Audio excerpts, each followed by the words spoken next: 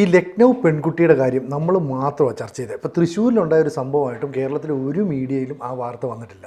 ഇപ്പോൾ ആ പെൺകുട്ടിയുടെ അവസ്ഥ എന്താ, അതിൻ്റെ വാർത്തയുടെ തുടർ വിവരങ്ങൾ അതൊക്കെ പ്രേക്ഷകർക്ക് അറിയാൻ താല്പര്യമുണ്ടാകും. അല്ല സിനു, അതല്ല, നമുക്ക് ഈ കേരളത്തിൽ ജീവിച്ചു പോകുന്നു എന്നതുകൊണ്ട് നിരാശ തോന്നുന്ന ചില സന്ദർഭങ്ങളുണ്ട്. കേരളത്തിൽ അങ്ങനെയാണ്. നമ്മൾ ഓർക്കുന്നില്ലേ, കാശ്മീരിൽ ഒരു പെൺകുട്ടിയെ ഒരു ഭജനമഠത്തിന് ഒരു ക്ഷേത്രത്തിന് പുറത്തുള്ള ഒരു ഹാളിൽ വെച്ച് ആരോ പീഡിപ്പിച്ച് കൊന്നു. ദുർഭാഗ്യകരമായ സംഭവമാണ്.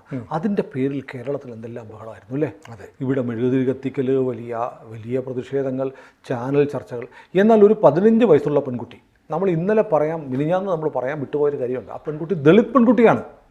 ദളിത് വിഭാഗത്തിൽപ്പെട്ട ഒരു പെൺകുട്ടിയെ ഉത്തർപ്രദേശിലെ പ്രയാഗ്രാജിൽ നിന്ന് കടത്തിക്കൊണ്ടു പോകുന്നതിന് മുമ്പ് മുഹമ്മദ് കൈഫ് എന്ന് പറഞ്ഞ ചെറുപ്പക്കാരനെ വിട്ടുകൊടുത്ത് അവളെ പീഡിപ്പിച്ചു. എന്നിട്ട് നമ്മുടെ തൃശ്ശൂർ കൊണ്ടുവന്നു. തൃശ്ശൂർ ഒരു മുറിയിൽ അടച്ചിട്ട് പൂട്ടി. തൃശ്ശൂർ അടച്ചു പൂട്ടുമ്പോൾ ആ മുറിയിൽ രാജ്യത്തിൻ്റെ പല ഭാഗത്തു നിന്ന് ഇവളെ പോലെ കൊണ്ടുവന്ന കുറേ കുട്ടികളുണ്ടായിരുന്നു. അവിടെ കുറേ താടി വെച്ച ആളുകളുണ്ടായിരുന്നു. അവരെല്ലാം മതം മാറണമെന്ന് പറഞ്ഞു. അവിടെ നിന്ന് എങ്ങനെയോ ഈ പെൺകുട്ടിയെ രക്ഷപ്പെട്ട് തൃശ്ശൂർ റെയിൽവേ സ്റ്റേഷനിലെത്തുന്നു. അവിടെ വെച്ച് പോലീസ് കണ്ടെത്തി, റെയിൽവേ പോലീസോ നമ്മുടെ കേരള പോലീസോ കണ്ടെത്തി. പ്രയാഗ്രാജ് എന്ന് പറഞ്ഞിട്ട് പ്രയാഗ്രാജിൽ ബന്ധപ്പെടുമ്പോഴാണ് അവിടെ വലിയ വിവാദമായി അന്വേഷിച്ചു കൊണ്ടിരിക്കുന്ന മാൻ മിസ്സിംഗ്, ഒരു പെൺകുട്ടിയെ കാണാതായ കേസിലെ പെൺകുട്ടിയാണെന്ന് മനസ്സിലാവുന്നത്. ഇവൾ പറഞ്ഞതനുസരിച്ച് ഇവളൊരു കല്യാണം വീട്ടിൽ പോയതാണ്. കല്യാണം വീട്ടിൽ പോയിട്ട് ആ കഥയിലേക്ക് വരാം, കഥ നമ്മളൊന്ന് പറഞ്ഞാണ്. ഞാൻ ആലോചിക്കുന്നത്, അപ്പോൾ കേരളത്തിൽ ഉത്തർപ്രദേശിലെ പ്രയാഗ്രാജിൽ നിന്ന്, ലക്നൗ എന്നല്ല പ്രയാഗ്രാജാണ്, ഒരു പെൺകുട്ടിയെ ഫൂൽപൂർ പോലീസ് സ്റ്റേഷൻ പരിധിയിൽ നിന്ന് പെൺകുട്ടിയെ തട്ടിക്കൊണ്ടുപോയിട്ട് അവളെ ബലാത്സംഗം ചെയ്യുന്നു. എന്നിട്ട് കേരളത്തിൽ കൊണ്ടുവരുന്നു. കേരളത്തിലെ ഏതോ തൃശ്ശൂരുള്ള ഏതോ സ്ഥലത്തെ ഒരു വീട്ടിൽ പൂട്ടിയിടുന്നു. അവിടെ ഒരുപാട് പെൺകുട്ടികൾ ഇതിലുണ്ട്. നമ്മൾ മോഹൻലാലിൻ്റെ ഒരു സിനിമയുണ്ടല്ലോ, കർമ്മയോദ്ധ എന്ന് പറഞ്ഞ സിനിമയില്ലേ, ഇതുപോലെ പല സ്ഥലത്തുനിന്നുള്ള പെൺകുട്ടികളെ തട്ടിക്കൊണ്ടുപോകുന്നു. അവസാനം മോഹൻലാലിൻ്റെ മകളെ തട്ടിക്കൊണ്ടുപോകുന്നു. ഓർക്കുന്നില്ല? അവരെ അന്വേഷിച്ച് മോഹൻലാൽ ഒരു ഏകാംഗ സൈന്യത്തെ പോലെ ഇറങ്ങിത്തിരിക്കുന്നു എന്നുള്ള കഥ പറഞ്ഞ സിനിമയുണ്ട്. അത് സെക്സ് റാക്കറ്റായിരുന്നു. പക്ഷേ ഇത് മതം മാറ്റ റാക്കറ്റാണ്, ജിഹാദി റാക്കറ്റാണ്. അങ്ങനെ ഒരു പെൺകുട്ടിയെ തൃശ്ശൂരാണ് കൊണ്ടുവന്നത്. തൃശ്ശൂർ കൊണ്ടുവന്ന് ആ പെൺകുട്ടി പോലീസിനോട് പറഞ്ഞിട്ടുണ്ട്. തൃശ്ശൂർ പോലീസിനോട് പറഞ്ഞു, UP പോലീസിനോടും പറഞ്ഞു. UP പോലീസിനോട് വന്ന് ആ പെൺകുട്ടിയെ കൂട്ടിക്കൊണ്ടുപോയി. പറഞ്ഞു, എന്നെപ്പോലെ പല പെൺകുട്ടികളുണ്ടായിരുന്നു, അവരെല്ലാം ഞങ്ങളെ ഇസ്ലാമാകാൻ മതം മാറാൻ നിർബന്ധിച്ചു, എന്നെ റേപ്പ് ചെയ്തിട്ടുണ്ട്. എന്നിട്ട് ഇതിനെല്ലാം ഒത്താശയായി നിന്ന ബാനോ എന്ന് പറഞ്ഞ സ്ത്രീയെ UP പോലീസ് അറസ്റ്റ് ചെയ്തു. ഈ പെൺകുട്ടിയെ പീഡിപ്പിച്ച മുഹമ്മദ് കൈഫിനെ അറസ്റ്റ് ചെയ്തു.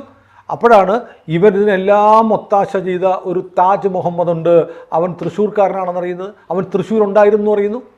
അവനെക്കുറിച്ചൊരു വാർത്തയില്ല, ഈ സംഭവത്തെക്കുറിച്ചൊരു വാർത്തയില്ല. ഒരു 15 വയസ്സുള്ള പെൺകുട്ടിയാണ്, ദളിത് പെൺകുട്ടിയാണ്. എവിടെ നിങ്ങൾ ദളിത് എന്നൊക്കെ പറഞ്ഞ് ഉന്നാവയിൽ ദളിതരെ പീഡിപ്പിച്ചു എന്നൊക്കെ പറഞ്ഞ് ബഹളം വെച്ച DYFI എവിടെ, മാധ്യമങ്ങൾ എവിടെ, സാംസ്കാരിക നായകരുടെ? അപ്പോൾ ഒരു പ്രത്യേക മതത്തിൽപ്പെട്ട ആളുകളാണ് പീഡിപ്പിക്കുന്നതെങ്കിൽ വാർത്ത പോലും ആവില്ല, ഒരാളും ഞെട്ടിയില്ല, ഒരു മെഴുകുതിരി കത്തിക്കാൻ ആരുമില്ല, ഒരു പത്രത്തിൽ ഒരു ചാനലിൽ വാർത്തയില്ല. കേരളത്തിൽ ഇങ്ങനെ നമ്മൾ ജീവിക്കണം? എന്തിനീ നാട്ടിൽ ജീവിക്കണം? ഞാൻ നമ്മുടെ പ്രേക്ഷകരോട് ചോദിക്കുക, നമ്മുടെയൊക്കെ വീട്ടിലുള്ള പെൺകുട്ടികൾക്ക് ഇതുപോലെയുള്ള താജ് മുഹമ്മദ്മാർ, ഭാനോമാർ, മുഹമ്മദ് കൈഫുമാർ വന്നു പീഡിപ്പിച്ചാൽ, തട്ടിക്കൊണ്ടുപോയാൽ, മതം മാറ്റിയാൽ നമ്മുടെ നാട്ടിൽ നമുക്ക് വേണ്ടി സംസാരിക്കാൻ ആരും ഉണ്ടാവില്ല എന്ന അവസ്ഥ വന്നിരിക്കുന്നു. അതിൻ്റെ തുടക്കമാണിത്. ഇപ്പോൾ പറയാണ് ഉത്തർപ്രദേശിലെ പെൺകുട്ടി ആയത് കാരണം കേരളത്തിൽ അതുകൊണ്ടാണ്. അങ്ങനെ ഉണ്ടെങ്കിൽ നിങ്ങൾ കത്വയിലെ പെൺകുട്ടിക്ക് വേണ്ടി നിങ്ങൾ കരഞ്ഞില്ലേ? ഉന്നാവയിലെ പെൺകുട്ടിക്ക് വേണ്ടി കരഞ്ഞില്ലേ? അതെന്താ? UP എന്ന് പറയുന്ന സംസ്ഥാനത്തെ ഒരു ഹിന്ദു പെൺകുട്ടിയാണ്. ദളിത് പെൺകുട്ടി എന്ന് പറഞ്ഞാൽ, ദളിത് എന്ന് പറഞ്ഞാൽ ഹിന്ദു വിഭാഗത്തിൽപ്പെട്ടതാണ്. ഹിന്ദു വിഭാഗത്തിൽപ്പെട്ട ഒരു പെൺകുട്ടിയെ ഒരു മുസ്ലിം സ്ത്രീ തട്ടിക്കൊണ്ടുപോയി ഒരു മുസ്ലിമിനെ കൊണ്ട് പീഡിപ്പിച്ച് മുസ്ലിം മതം മാറ്റ റാക്കറ്റിന് കൈമാറി കേരളത്തിലെത്തിച്ചിട്ട് മിണ്ടാതിരിക്കുന്നു എന്ന് പറഞ്ഞാൽ കേരളത്തിൽ എന്തിനും ജീവിക്കണം? ഈ കേരളം വല്ലാതെ മാറിപ്പോയിരിക്കുന്നു.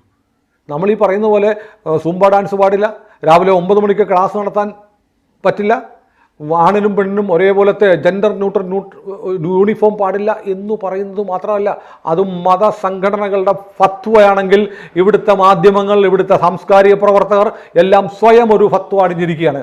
എന്താണ്? ഞാൻ ഇവിടുത്തെ ജിഹാദി ഇസ്ലാമിസ്റ്റുകൾ പ്രതിയായിട്ടുള്ള കേസുകൾ റിപ്പോർട്ട് ചെയ്യില്ല, അതേക്കുറിച്ച് സംസാരിക്കില്ല, അതിനെതിരെ പ്രതികരിക്കില്ല എന്ന തരത്തിലേക്ക് മാറിയിരിക്കുന്നു എന്നതിൻ്റെ അതിഭീകരമായ ചിത്രമാണ്. താജ് മുഹമ്മദ് എന്ന് പറയുന്ന ഒരാൾ അയാൾ തൃശ്ശൂരുണ്ടായിരുന്നു എന്ന് പറയുന്നു. ഇയാളുമായി ബന്ധപ്പെട്ടിട്ടാണ് ഈ ബാനോ ഈ പെൺകുട്ടിയെ കടത്തിക്കൊണ്ടുപോകുന്നത്. കഴിഞ്ഞ ദിവസം നമ്മൾ പറഞ്ഞു വിവാഹ വീട്ടിൽ അതിൻ്റെ വിവാഹ സൽക്കാരത്തിന് പോയ പെൺകുട്ടിയെ അവിടെ നിന്ന് കൂട്ടിക്കൊണ്ടുപോയതാണ്. അങ്ങനെ അത് ശരിയാണ്. പക്ഷെ അതിനു മുമ്പും ഈ ബാനോയും ഈ പെൺകുട്ടിയായിട്ട് ബന്ധമുണ്ടായിരുന്നു. ഈ പെൺകുട്ടി വളരെ ദരിദ്രമായ സാമൂഹ്യ പശ്ചാത്തലത്തിൽ വരുന്ന കുട്ടിയാണ്.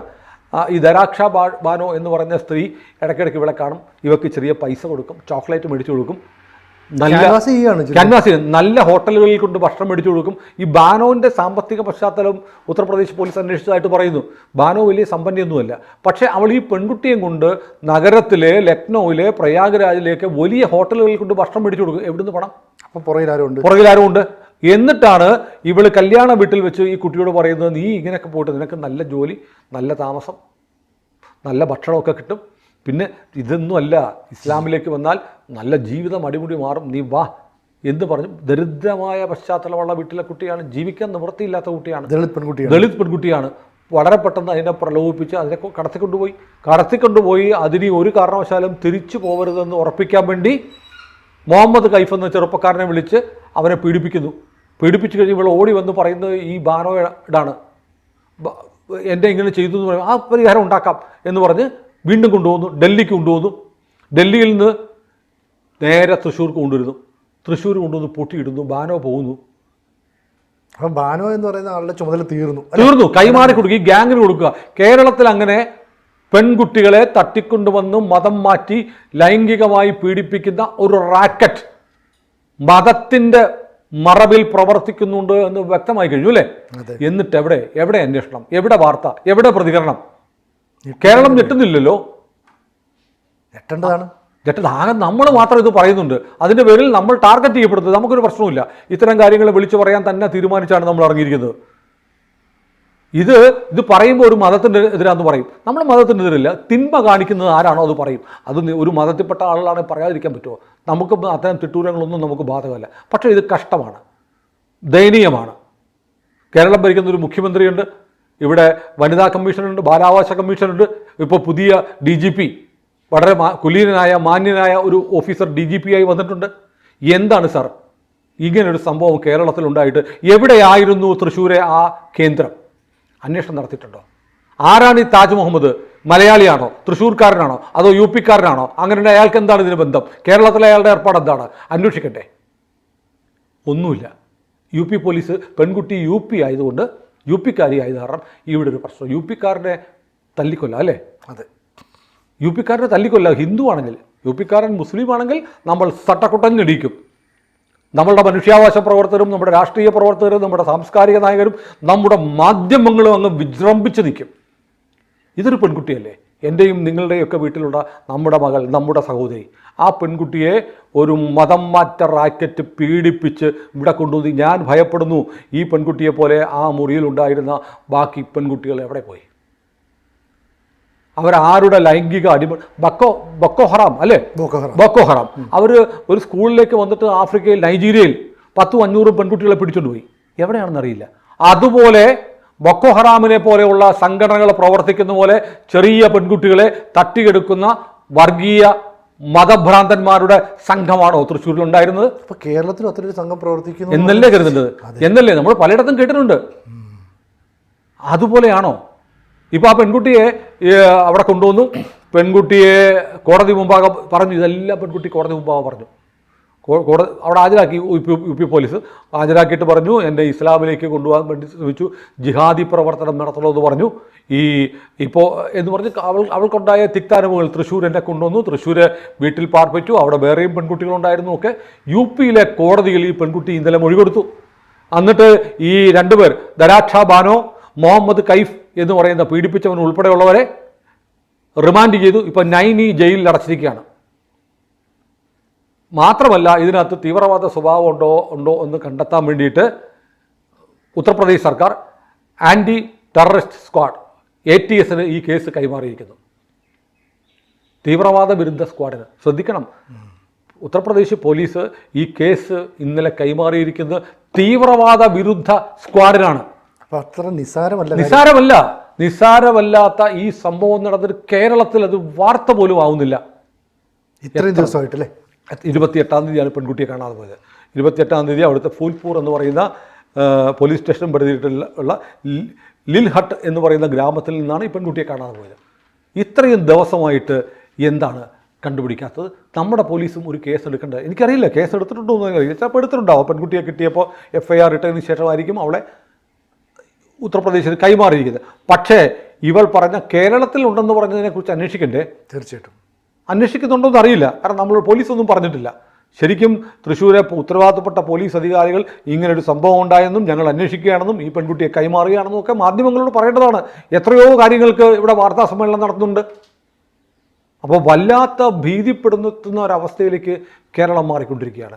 എല്ലാ തിന്മകളും, എല്ലാ ഭീകരപ്രവർത്തകരും, എല്ലാ മതവർഗീയ കോമരങ്ങളും വന്നടിയുന്ന സ്ഥലമായി കേരളം മാറുകയാണ്. കേരളം നമ്മളിവിടെ കേരളത്തിൽ ഇസ്ലാമിസ്റ്റുകളല്ലാത്ത ആളുകളൊക്കെ ജീവിക്കുന്നത് ഒരു അഗ്നിപർവ്വതത്തിൻ്റെ പുറത്ത് എപ്പോൾ വേണമെങ്കിലും പൊട്ടിത്തെറിക്കാം. അതിൻ്റെ പ്രവാഹത്തിൽ ഉരുകി ഒലിച്ച് കരിഞ്ഞ് ചാമ്പലാവേണ്ടവരായി മാറിയിരിക്കുന്നു നമ്മൾ. കഷ്ടമാണ്. ഇത് ഇവിടുത്തെ മുഴുവൻ മാധ്യമങ്ങളോടും എനിക്ക്